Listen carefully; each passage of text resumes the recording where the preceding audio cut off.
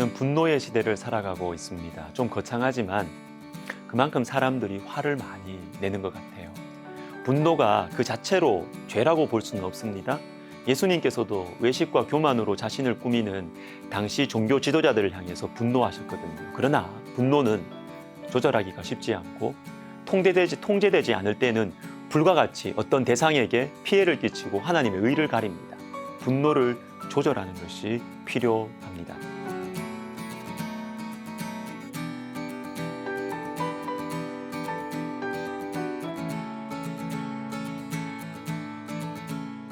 오늘부터 에스더서를 시작합니다. 먼저 에스더서가 어떤 말씀인지를 생각해 보고 그 다음에 1장에 나오는 아하수에로 왕의 분노에 대해서 생각해 보겠습니다. 먼저 에스더 1장 1절을 보시면 유다의 왕, 이스라엘의 왕 누구 몇 년에가 아니라 메데바사의 왕인 아하수에로에 대한 설명으로 시작합니다. 나라를 잃어버렸기 때문이죠.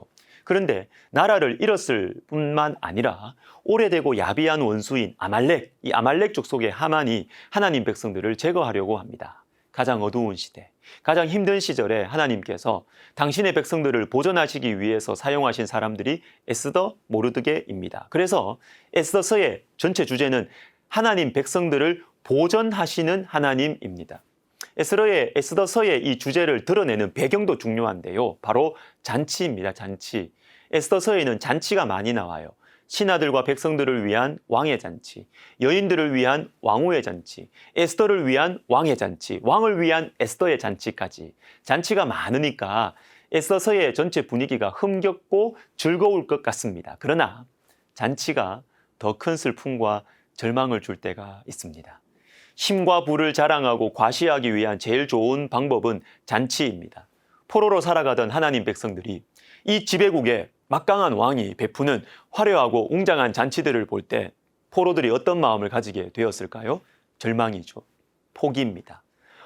이렇게 엄청난 힘과 부를 가진 왕을 우리는 이길 수가 없구나. 영원히 포로로 살아가야 되겠구나. 그러나 여러분, 에스더서에서는 하나님 또는 여호와라는 말이 한 번도 안 나옵니다.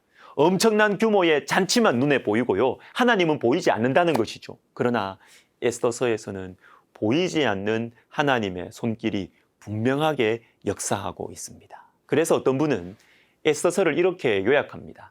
하나님이 보이지 않는 세상 속에서 하나님 앞에서 하나님과 함께, 하나님이 보이지 않는 세상 속에서 하나님 앞에서 하나님과 함께. 여러분, 우리는 하나님이 보이지 않는 세상 속에서 하나님 앞에서 하나님과 함께 살아가는 사람들입니다. 에스더서를 통해서 많은 위로와 지혜를 얻게 될 것입니다. 자, 이제는 분노에 대해서 생각해 보겠습니다. 아하수에로 왕은 자신의 명령에 복종하지 않는 왕후로 인해서 분노에 휩싸입니다. 그리고 신하들이 제공해주는 명분을 딱 이용해서 아내를 내쫓아 버립니다. 2장 1절에서는 아하수에로 왕이 분노가 그쳤을 때 자기가 쫓아낸 아내와 그 아내가 한 일, 즉 그리고 자신이 내린 결정에 대해서 생각했다고 나오는데 성경학자들은 후회하는 것으로 해석합니다. 그러나 이미 때는 늦었습니다. 아내에게 엄청난 상처를 이미 주었기 때문에 돌이킬 수가 없어요. 여러분, 분노는 위험합니다. 우리의 마음을 엉망으로 버리고 그리고 주변 사람들에게 깊은 상처를 주고 그리고 하나님의 은혜가 역사하지 못하게 할 가능성이 굉장히 많습니다. 그러면 분노를 어떻게 이길 수 있을까요? 완전하진 않지만 분노를 조절할 수 있는 3가지 방법을 간략하게 생각해 보겠습니다. 첫째, 시간을 가져보세요. 느헤미야 5장에서 느헤미야는 주변의 대적들의 이 방해들을 물리치면서 예루살렘 성을 재건하기 위해 수고하고 있었습니다. 그런데 유다 사람들 안에서 말이죠. 하나님 백성들 안에서 욕심 때문에 동족을 괴롭히는 사람들이 생겼습니다. 우리가 가진 모든 힘을 모아도 될까 말까 하는데 공동체 안에서 다툼과 분열이 생기는 것이죠. 얼마나 화가 나요.